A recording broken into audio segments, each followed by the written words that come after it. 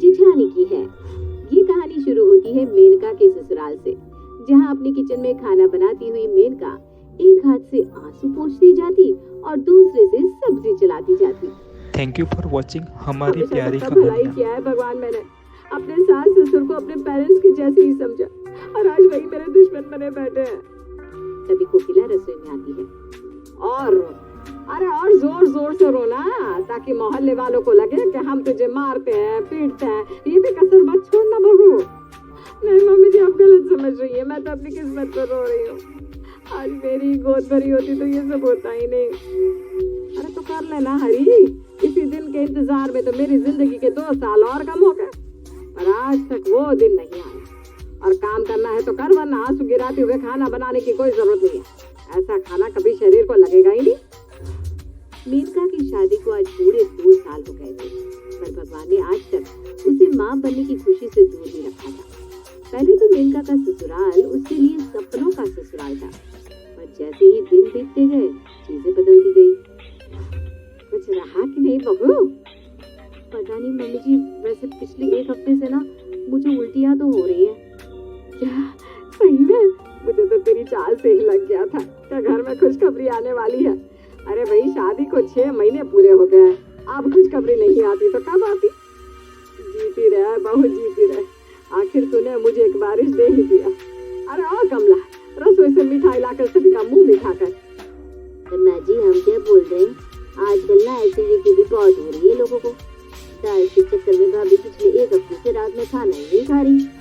हो सकता है उसी के कारण उन्हें उल्टियाँ हो रही हो। अरे मुंह जल जाए तेरा, जब भी मुंह खोलती है आप तो नहीं बोलती है। चुप कर और सभी का मुंह मिठा कर। बहुत खुश हूँ मैं काश, तुमने मुझे एक बाप बनने की खुशी दी। आज का दिन तो मेरे लिए एक त्योहार बन गया है। और अपनी जेब से 10,000 की नोटों की कट्टी निकालकर अपनी पत्नी के सर से वारता हुआ रंजीत कमला के हाथों में रख देता है। इसी तरह 15 दिन और बीत जाते हैं और एक सुबह अपना पेट पकड़कर कमरे में मेनका लोट करने लगती है। तुम्हें अचानक क्या हो गया मेनका? कहीं तुम्हारे पेट में पल रहे बच्चे के कारण तो ये सब नहीं हो रहा। रुको, मैं अभी माँ को बुला कर लाता हूँ। नहीं, मम्मी को बुलाने की जरूरत नहीं है। मेरे पीरियड्स आए रंजीत, मतलब मेरे पेट में कोई बच्चा था ही नहीं। जो हाँ, और माँ को इस बात का पता चला तो उन्होंने तो पूरे मोहल्ले में ढिंढोरा पीट दिया था कि इकलौता वारिस आने वाला है। ये बात कोकिला के कानों तक पहुंचने से कब तक बचती, और जैसे ही कोकिला को पता चलता है कि उसकी बहू माँ नहीं बनने वाली है तो कोकिला चिढ़ जाती है।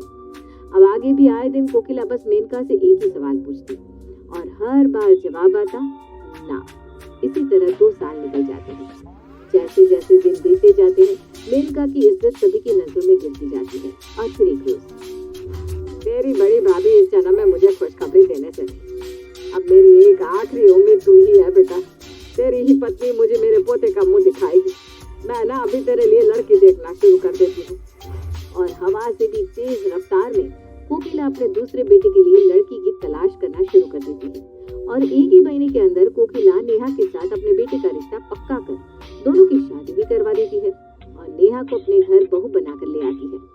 दरवाजे पर खड़े अपने देवर देवरानी की आरती उतारने के लिए जैसे ही मेनका दरवाजे पर जाती है कोकिला उसे रोक देती है। रुक जा मेनका, नेहा बहू का अपने ससुराल में स्वागत तेरा मुंह देखकर हुआ ना तो उसकी खुली कोख भी बन जाएगी। कोई जरूरत नहीं है तुझे दरवाजे पर जाने की। मेरी बहू की आरती मैं उतारूंगी। कोकिला दरवाजे पर खड़े नए शादीशुदा जोड़े की आरती करती है। तू दो नाव पुतो फलो बहू, अब बस जल्द से जल्द तू मुझे दादी बना दे बहू। जी मम्मी जी, आप बेफिक्र रहिए। अगली सुबह दोनों बहुएं अपने कमरे से बाहर आती हैं और अपनी सास के पैर छूती हैं, पर कोकिला सिर्फ और सिर्फ अपनी छोटी बहू को ही आशीर्वाद देती है और बड़ी को नहीं। मेरे सारे आशीर्वाद तो तेरे सामने फेल हो गए बड़ी बहू। अब बच्चे का आशीर्वाद देकर भी क्या फायदा? कम से कम मेरे बेटे को पत्नी का सुख तो देती रहे ना, जीती रहे। भगवान करे नई बहू के पैर तेरे लिए शुभ हो और तुझे जल्द एक बाल गोपाल हो जाए। इसके बाद अपनी पहली रसोई की तैयारी करने नेहा रसोई में जाती है और कुछ देर बाद मेनका भी रसोई में जाती है। एक साथ इतने सारे लोगों का खाना आप कैसे बना लेती है भाभी, और वो भी तीनों टाइम? मैं तो नाश्ते की तैयारी करने में ही फंस हुई जा रही हूँ। हाय मेरी कमर, अभी तो बस सब्जियां कटी हैं, कैसे होगा सब कुछ? बाहर कौन जान रहा है कि अंदर खाना तू बना रही है या मैं? ये ले टेबल, तू आराम से यहाँ बैठ, मैं अभी फट से सारी तैयारियां कर देती हूँ। बस जब मम्मी जी आए ना तो उनके सामने तू खाने में तड़का लगा देना और 1-2 रोटियां सेक देना। ओ भाभी, थैंक यू। और इसी तरह कोकिला की दोनों बहुएं आपस में ट्यूनिंग करके नेहा की पहली रसोई की तैयारी कर लेती है। आहा, एक नंबर, क्या खाना बनाया है। सभी मेनका के हाथों के खाने को नेहा का समझकर उसकी बड़ी तारीफ करते हैं और इसी तरह नाश्ते का काम भी पड़ जाता है। दोपहर के वक्त भाभी, ये इतने सारे कपड़े निकाल दिए मम्मी जी ने, मैं इन्हें कैसे धोऊं? ऊपर से मम्मी जी तो वॉशिंग मशीन भी ऑन नहीं करने देती। तू जा दाल चावल की तैयारी कर, कपड़े मैं निपटा देती हूँ।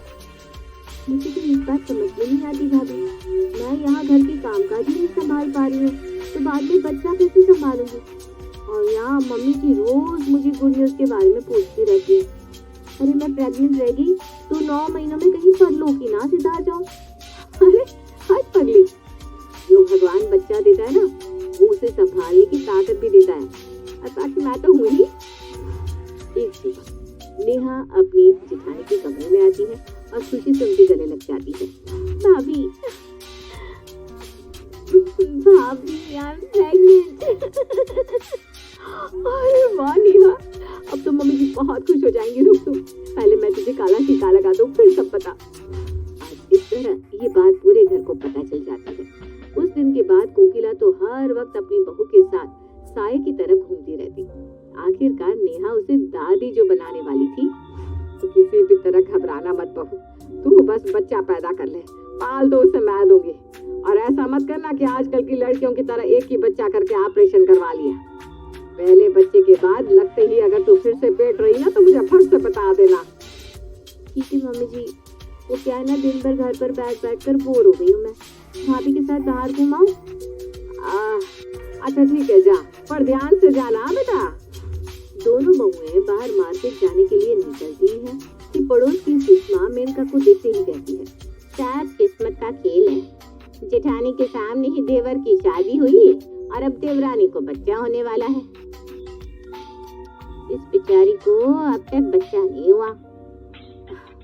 नेहा, हम बाद में घूमने चले क्या? इस खुशी के माहौल में भी मेनका पर मां बनने का प्रेशर बरकरार ही था। इसी तरह 9 महीने बीत जाते हैं और नेहा एक छोटी सी बच्ची को जन्म देती है। लाओ लाओ नर्स, मेरी लाडो को मेरी गोद में दे दो। कोई बात नहीं बहू, बेटी हुई तो क्या हुआ, दिल छोटा मत कर।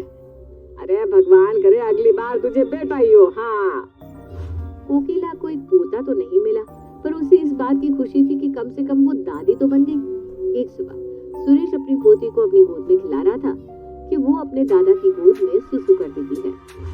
ये लड़की भी ना, पकड़ दो इसे, इसके कपड़े बदल के। आप छुट्टी को मम्मी जी को पकड़ा दीजिए ना पापा जी, मम्मी जी इसे संभाल लेंगी। सुबह से इसे खिला खिला कर मेरी कमर अकड़ गई है। अरे वो खिलाएगी इसे, रहने दे बेटा, वो तो 2 मिनट छुटकी को खिलाती है और मुझे पकड़ा कर चली जाती है, उससे ना संभलने वाली तेरी बेटी। तभी मेनका वहाँ आती है। लाइए इसे मुझे दे दीजिए, तुम आराम करो नेहा, मैं संभालती हूँ छुटकी को। और उस दिन जो मेनका छुटकी को अपनी गोद में लेती है, उस दिन के बाद तो छुटकी उसी की हो जाती है। छुटकी को नहलाना, तैयार करना, खाना खिलाना, सारी जिम्मेदारी मेनका पर ही आ गई थी और वो ये सब खुशी खुशी करती रही थी। एक रात जब करण और नेहा के बीच छुटकी सो रही थी, अचानक ही वो उठकर रोने लगती है। मैंने पहले ही कहा था इसे भाभी के पास बुलाना, पर नहीं, अब कौन चुप करवाएगा इसे। रुको ना, मैं अभी इसे भाभी को देकर आती हूँ। नेहा छुटकी को मेनका को देकर सोने चली जाती है। पूरी रात मेनका ही छुटकी को अपने कंधे पर लेकर सुलाती रहती है। ये सब कुछ कोकिला देख रही थी कि किस तरह बच्चे को जन्म तो नेहा ने दिया था, पर उसे पाल रही थी मेनका। 2 साल बाद अब फिर से नेहा प्रेग्नेंट रहती है। एक और बच्चा? नहीं भाभी, मुझसे अब एक और बच्चा नहीं संभाला जाएगा, एक बच्चे में ही मैं आधी हो गई हूँ। तभी रसोई में कोकिला आकर कहती है, अरे तो तू कौन सा पहला बच्चा संभाल रही थी, दे देना अपना दूसरा बच्चा अपनी जेठानी को। यहाँ तुझे दूसरा बच्चा होने वाला है और तेरी जेठानी अभी भी बच्चों के प्यार से वंचित है। बहुत सगी हो तुम दोनों, तो बच्चा तो बांट ही सकती हो, है कि नहीं? हाँ मम्मी जी ठीक कह रही है भाभी, मेरा दूसरा बच्चा चाहे लड़का हो या लड़की, उसे होते ही ना मैं आपको सौंप दूंगी। दिन बीतते जाते हैं और नेहा को फिर से इस बार एक बेटी होती है। अस्पताल से जैसे ही अपनी बेटी को नेहा घर लेकर आती है, वो दरवाजे पर ही उसे मेनका के हाथों में सौंप देती है। अरे कोई मेरी बेटी का चिंता करो, और उसकी माँ का भी। काफी दर्द सहकर नेहा ने इसे जन्म दिया है। पर टीका तो मेरा होना चाहिए ना, क्योंकि माँ तो इसकी मैं हूँ। मेरी आंखों का तारा है मेरी नैना। जाइए मम्मी जी, आरती की थाली लेकर आइए। बच्ची के गोद में आते ही जैसे मेनका एक ही पल में पूरी तरह बदल गई थी और तभी अपनी बड़ी माँ के पीछे धीरे धीरे चलकर छुटकी हॉल में पहुंच जाती है। हे भगवान, ये लड़की भी ना। सुन लो नेहा, अब छुटकी की जिम्मेदारी मेरे सर पर नहीं आनी चाहिए, क्योंकि मैं अपनी नैना को संभालूंगी। मैं अब छुटकी को नहीं संभाल पाऊंगी। हाँ भाभी, आप फिक्र मत कीजिए। वैसे भी अब छुटकी बड़ी हो गई है, मैं इसे संभाल लूंगी। छुटकी को गोद में उठाकर नेहा अपने कमरे में चली जाती है और कुछ 10 मिनट के बाद ही उसे नैना के रोने की आवाज सुनाई देती है। लगता है नैना को भूख लग रही है, मैं उसे दूध पिला देती हूँ। नेहा उठकर मेनका के कमरे में जाती है तो वो देखती है कि मेनका 2 दिन की बच्ची को बोतल का दूध पिला रही है। 2 दिन की बच्ची को बोतल का दूध? अरे भाभी, मैं तो यही हूँ, मैं पिला देती हूँ नैना को दूध। अरे तू कैसे इसे दूध पिलाएगी? तू इससे जितना दूर रहे उतना ही अच्छा है, वरना बच्ची को तेरी आदत पड़ गई ना, फिर वो कभी मेनका को अपनी माँ मानना नहीं चाहेगी। ऐसे बच्चे भी तो पलते हैं जिनकी माँ नहीं होती, तो फिक्र ना कर, मेनका देख लेगी। अपने बच्चे की फूट-फूट कर थैंक यू फॉर वॉचिंग हमारी प्यारी नेहा को कहानियाँ। वापस अपने कमरे में आना पड़ता है। हे भगवान, मेरा दिल टूटा जा रहा है। मेरी बेटी भूखी है, कैसे रह रही होगी वो। नेहा बार बार अपने कमरे में चक्कर काट रही थी और लगातार नैना के रोने की आवाज उसका कलेजा चीर रही थी और कुछ देर बाद ही रोने की आवाज बंद हो जाती है। चलो अच्छा है, नैना चुप तो हो गई, एक बार जाकर उसे देख आती हूँ। नैना मेनका के कमरे में जाती है और वो क्या देखती है कि उसके कमरे में कोई है ही नहीं। नैना अकेली ही बिस्तर पर सो रही है। नैना, एक ऐसी लापरवाही है भाभी की, नैना को अकेला छोड़ दिया। बिस्तर पर अगर करवट लेती हुई नीचे गिर गई तो। भाभी, भाभी कहाँ है आप? आ रही हूँ भाई, आ रही हूँ। क्या हो गया? बाथरूम में नहाओगी नहीं क्या? भाभी, आप इसे अकेली क्यों छोड़कर चली गई? मुझे कह दिया होता, मैं यहाँ आ जाती। तेरी बड़ी बेटी को भी मैंने ही पाला है ना, तो मुझे मत सिखा बच्चे कैसे पाले जाते हैं। और नैना मेरी बेटी है, उसे किस तरह रखना है वो मुझे किसी से पूछने की जरूरत नहीं है। और कपबोर्ड में से गर्म कपड़े निकालकर मेनका नैना को पहनाने लगती है। भाभी, डॉक्टर ने कहा था इतने छोटे बच्चे को इस मौसम में स्वेटर पहनाने की जरूरत नहीं होती, इससे नैना को इचिंग हो सकती है। तुम अभी तक गई नहीं? मेरे सर पर नाचो। अरे नेहा, मुझे पता है क्या करना है क्या नहीं। इतना ही प्यार है बच्चे से तो छुट्टी को पाल लिया होता, उसे तो मेरे कमरे में फेंक कर चली जाती थी तू। और इस तरह मेनका नैना के साथ लापरवाही करती ही जाती है। कुछ देर बाद इतनी छोटी सी बच्ची को गोद में उठाकर मेनका किचन में काम करने चली जाती है। बाहर हॉल में बैठी नैना ये सब देख रही थी। क्या तू बार बार नैना को देख रही है? अब वो तेरी नहीं रही। हाँ बहू, और वैसे भी तेरा शरीर अभी कमजोर है, तो इन चीजों में ध्यान मत दे। जाकर कमरे में आराम कर। मेनका है ना, वो सब संभाल लेगी, उससे आदत है। और इसी तरह सुबह से रात हो जाती है। रात को सभी खाने के टेबल पर बैठे थे। मेनका के कमरे में नैना फूट-फूट कर रो रही थी और मेनका आराम से सभी को खाना परोस रही थी। अब नेहा का गुस्सा फूट पड़ता है। वो मेनका के कमरे से